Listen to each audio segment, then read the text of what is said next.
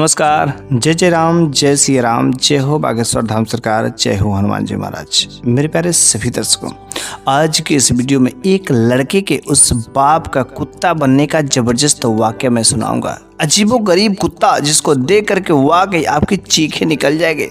इसलिए आप इस वीडियो के अंत तक अवश्य ही बने रहेंगे। यह जो वाकया है, यह जो कहानी है, बहुत ही ज्ञानवर्धक कहानी है और मुझे पूरा विश्वास है और मैं गारंटी के साथ कह सकता हूँ कि यदि आप इस वीडियो के अंत तक बने रहते हैं, आपको कुछ ना कुछ नई चीज़ें अवश्य ही सीखने को मिलेंगी। तो बस देरी किस चीज़ की है।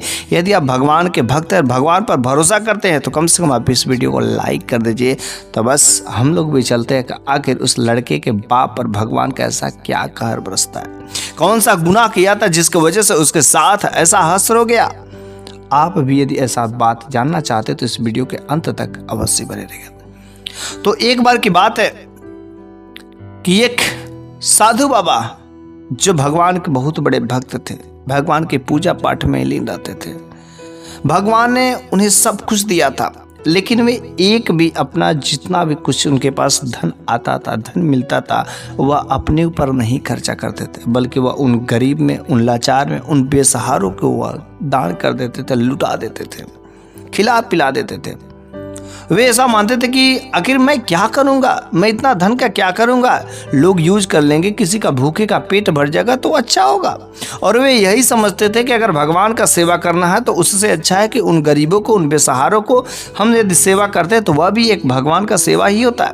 लेकिन सब कुछ होने के बावजूद भी उस साधु बाबा के पास एक चीज़ और था। उनके पास एक जो आम का बगीचा था, लेकिन चूंकि उनका उनका उम्र जो ज़्यादा हो गया था, जिसकी वजह से उस आम के पेड़ों के, उस आम के फलों की रखवाली, निगरानी नहीं कर पाते थे। तो उन्होंने एक जो है नौकर रखा था और उस नौकर को जो कुछ भी उन्हें मिलता था वो नौकर को भी दिया करते थे, जिसकी वजह से वह नौकर वहाँ पर बड़े ही शांति से, बड़ी ही खुशी सलामत से रहता था। लेकिन एक बार वे साधु बाबा जो अपने उस कुटिया में बैठे हुए थे और कुटिया से बाहर जा कर के टहल रहे थे, थोड़ा प्रकृति का आनंद ले रहे थे। लेकिन उसी समय जो उनके बाग का जो गुलाम था, नौकर था, उन्होंने अपने गुलाम की तरफ देखा, नौकर की तरफ देखा। तो उन्होंने देखा कि वह नौकर, वह आदमी जो पेड़ पर चढ़ता है और पेड़ पर से आम को तोड़ता है। कुछ आम नीचे भी गिर जाते हैं और कुछ आम उसे मिलते हैं। फिर वह वहाँ से नीचे उतरता है, उन आमों को कलेक्ट करता है, इकट्ठा करता है। जो आम अच्छे रहते हैं उसको साइड में रखता है, जो आम खराब होते हैं उसको एक तरफ रखता है। फिर अच्छे वाले आम जो मेरे को ला करके दे देता है और फिर मैं उन्हें, जो उन गरीबों को कुछ चंद पैसे ले करके, कुछ वैसे भी हम दे करके दे देते थे।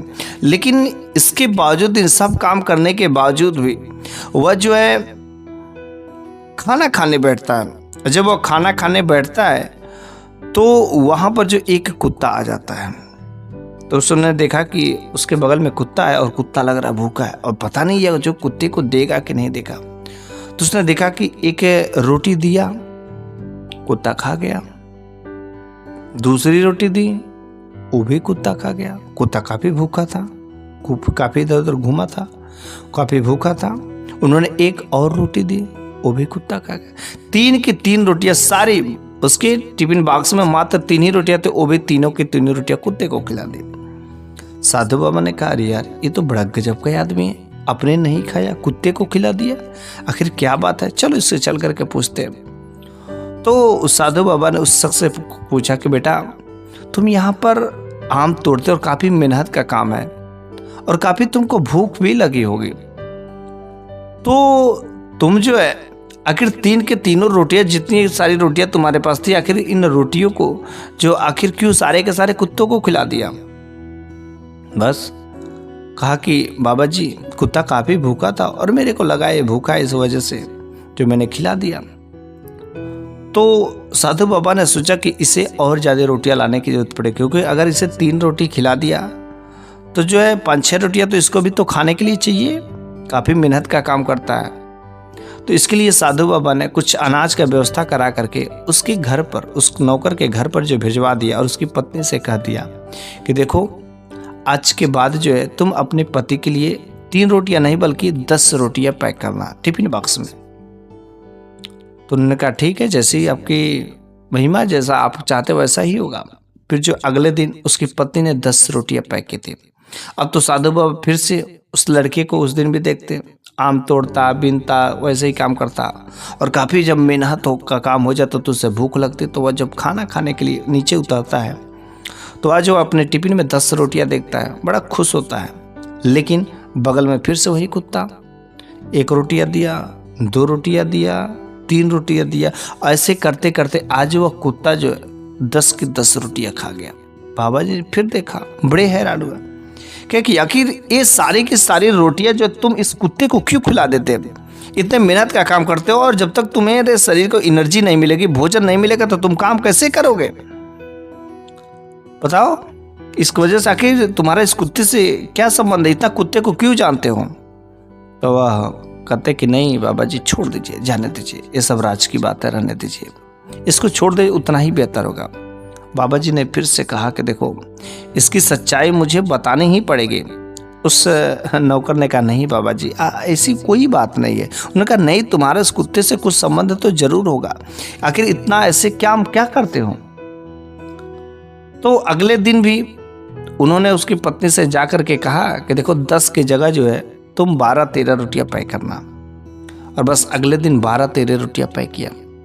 उस दिन भी सारी की सारी रोटियां कुत्ते को जब खिला देते हैं तो बाबा जी ने कहा देखो बेटा, आज तो तुम्हें बतानी ही पड़ेगी, आखिर तुम्हारा इस कुत्ते के साथ क्या रिलेशन, तुम इतना कुत्ते को क्यों जानते हो? अपना हिस्से का रोटी तुम इसे दे देते हो, 2 रोटी देते, 3 रोटी देते, 4 रोटी देते, 5 रोटी देते, बाकी तुम रोटियां तो खा सकते हो। अरे तुम्हारे लिए भोजन की बहुत जरूरत है, लेकिन आखिर तुम सारी की सारी रोटियां इन कुत्तों को क्यों खिला देते हो?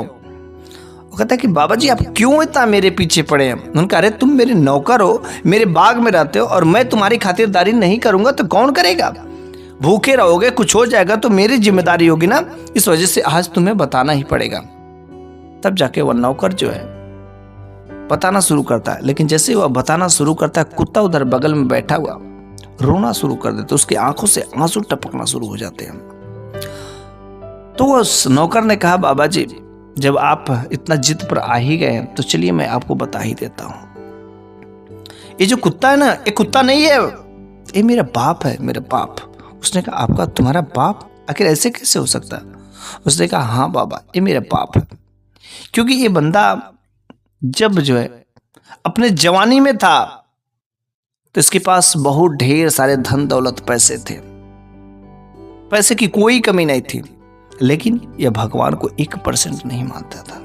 लेकिन वहीं पर जो मेरी माँ थी ना, मेरी माँ हर तरीके से भगवान की पूजा पाठ करने वाले, उनकी आराधना करने वाले थे। लेकिन मेरे बाप ये जो अक्सर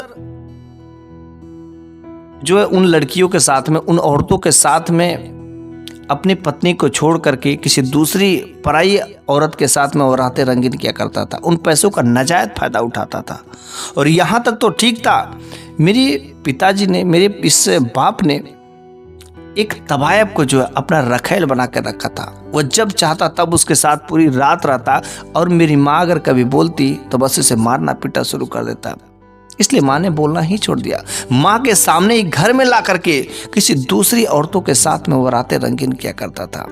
मेरी माँ हमेशा देखती, लेकिन करे तो करे क्या, कुछ बोल नहीं सकते थे। इसलिए वह हमेशा भगवान के दरबार में बैठ करके वह रोया करते थे, कहा करते थे। जब मेरी माँ ने मुझे जन्म दे दिया था, मैं छोटा था, उसी समय एक दिन मेरी माँ जो है भगवान के दरबार में वहां पर जो झुक करके विनती कर रही थी, रो रही थी। शाम का समय हुआ था, तभी जो मेरा बाप जो बाहर से आता है और कहता है कि चल मेरे को खाना दे। लेकिन चूंकि भगवान की भक्ति भाव कर रहे थे, पूजा पाठ कर रही थी, वो कुछ बोलती नहीं है। एक बार मेरे बाप बुलाता है, 2 बार बुलाता है, 3 बार बुलाता है, लेकिन मेरी माँ नहीं आती, क्योंकि वह भगवान के दरबार में गिरी हुई थी, भगवान की प्रार्थना करती थी। मेरे बाप तुरंत जो है जाता है और मेरी माँ को मारना पीटना शुरू कर देता है कि मैं तो कब से बुला रहा हूँ, तुमको सुनाई नहीं दे रहा। तभी मेरी माँ बोलती नहीं है, कुछ भी नहीं बोलती है, और मेरा बाप उतना ही मारता जाता है, पीटता जाता है, मारता जाता है, पीटता जाता है। लेकिन फिर से जैसे वह छोड़ता है, फिर से वह भगवान के दरबार में गिर जाती, क्योंकि उसकी पूजा पूरा नहीं हुई थी। और वो खूब मारा, और वह जो माँ उस भगवान के दरबार में गिर करके रोती रही, बिलखती रही। फिर से मेरे बाप, यह बाप जो ना गुस्सा करके चला गया, और उस तवायफ के साथ में उस दिन जो अपने औरत को अपने घर पर लाया था, उस तवायफ के साथ पूरी रात जो है रंगीन करता रहा। और इधर मेरे को मेरी माँ ने अपने घर में बिस्तर पर छोड़ रखा था। लेकिन जब मेरा बाप ने सुबह उठा तो देखा कि घर में बच्चा रो रहा है। और जब देखा कि बच्चा रो रहा है तो बच्चे के पास गया तो वो कहता है, करे इसकी माँ कहाँ गई, अभी तक वहाँ से आई क्यों नहीं। लेकिन जब वह जाता है वहाँ पर तो देखता कि अभी भी वह जो घर के मंदिर में जो भगवान का छोटा सा मंदिर बना कर रखी, अभी भी वह भगवान की पूजा आराधना ही कर रही है, अभी भी वह ऐसे ही झुकी हुई है। वह मेरे बाप गया और मेरी माँ को जो एक लात मारता है, और जैसे एक लात मारता है तुरंत वह जमीन पर गिर जाती है और ऐसे ही पड़ी रहती है। तब उस बाप ने देखा, अरे आखिर ऐसा इसके साथ क्या हो गया, क्योंकि मेरी माँ अब इस दुनिया से जा चुकी थी,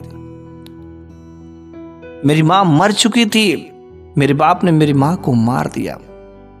थोड़ा सा उसे भयभीत जरूर हुआ, लेकिन उस तवायफ ने और इस दोनों ने मिल करके मेरी माँ को नदी में बहा दिया, मेरी माँ के लाश को। फिर से जो उसको कोई भी डर नहीं था। ये जो मेरा बाप है ना, इसको किसी भी प्रकार का कोई डर नहीं। और जैसे जैसे यह बातें कर रहा था वैसे वैसे वह बाप के आंखों से आंसू टपकते रहते, आंसू टपक रहे थे। लेकिन करे तो करे सा कुत्ता बन गया था, बोल नहीं पा रहा था किस तरीके से कैसे क्या हुआ। लेकिन गजब की बात तब हो जाती कि जब उसके पास छोटा सा बच्चा जब उस बाप के पास था तो वह कहा कि आखिर इस बच्चे को मैं क्या करूंगा, कैसे पालूंगा, कैसे पोसूंगा। तो जो तवायफ थी, भले ही तवायफ थी, उस तवायफ ने कहा तुम इस बच्चे को पाल नहीं सकते हो, ये बच्चे को मेरे को हवाले कर दो, मेरे को दे दो, मैं इसके पालन पोषण कर लूंगे। और जिस दिन से तवायफ ने मेरे को अपने घर पर लाए उसी दिन से मेरे बाप से दुश्मनी कर ली। क्योंकि जो बाप जो अपनी पत्नी का नहीं हो सका, जो पत्नी उसके लिए जी जान देती है, तो वह मेरा क्या होगा। वो मेरे साथ भी ऐसा हसर करता। उसके बाद जो है इस तवायफ ने कभी मेरे बाप के पास नहीं गए, मेरी माँ से घृणा करने लगे बस। लेकिन हुआ क्या, मेरे बाप एक दिन कमरे में वैसे ही बैठा हुआ था और अचानक रात्रि के समय में जब वह सुबह उठता है तो उसका शरीर, उसके जिस्म में बहुत ही दर्द होता है। और देखते देखते उसका शरीर का ढांचा बदलता है और वह एक अजीबो गरीब कुत्ता बन जाता है। उस दिन से उसे नजर नहीं आता है, वो तवायफ को भी नजर नहीं आता कि आखिर वह गया तो गया कि आखिर कुत्ता कैसे। और ये कुत्ता बिल्कुल ही गांव में घूमता है, बिल्कुल ही अजीब हंस रहा है। लेकिन उस तवायफ को पता चल जाता है कि हाँ शायद इसके ऊपर भगवान का कहर बरस पड़ा है।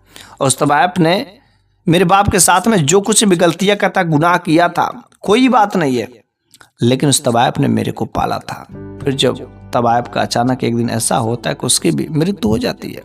लेकिन मृत्यु होने के बाद जो है मेरे को किसी साधु बाबा ने गोद लिया था, और शायद वही साधु बाबा वही आप है और आपने मेरा सेवा पाने की। लेकिन जब मेरे को पता चलता है कि हाँ यह कुत्ता, किसी के माध्यम से पता चलता है कि कुत्ता मेरा बाप है और यह मेरे पास अक्सर जो आता रहता, खिंचा हुआ आता, क्योंकि इसके अंदर मेरा खून है, मेरे अंदर इसका खून है, इस वजह से जो है ये अक्सर मेरे पास आता रहता। क्योंकि मैं भी अपनी माँ की तरह, जैसा माँ मेरी हमेशा जो भगवान की भक्ति भाव करने वाली थी, शांत दिल की थी, वैसा ही मेरे अंदर ही बात व्यवहार आ गया, मेरे अंदर भी दया आ गया। इसलिए ये जो मेरा बाप है, कुत्ता जरूर बन गया है, लेकिन कितना भी हो, चाहे जैसे भी, ये मेरा बाप है। इसलिए मैं अपने बाप को अपने नहीं खाता हूँ, बल्कि इनका पेट अवश्य भर देता हूँ। इसने जो कुछ भी गुनाह किया, मैं इनके गुनाहों के लिए भगवान से मैं माफ़ी मांगता हूँ। हर नित्य दिन दोनों हम पति और पत्नी मिल करके अपने बाप का गलतियों को प्रायश्चित करते हैं, गलतियों से भगवान से माफ़ी मांगते हैं कि मेरे बाप को फिर से सही कर दीजिए।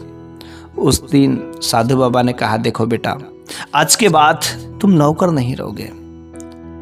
उसने कहा, आखिर क्यों, आप क्या मेरे को यहाँ से निकाल देंगे? तो बाबा ने कहा, नहीं नहीं, आज के बाद जो है इस बगीचे के तुम मालिक रहोगे और तुम्हारे जगह पर एक नौकर रख दिया जाएगा, तुम उसकी खातिरदारी करोगे। अब मुझे तुम पर पूरा भरोसा हो गया और ऐसा शख्स आज तक मैंने नहीं देखा था।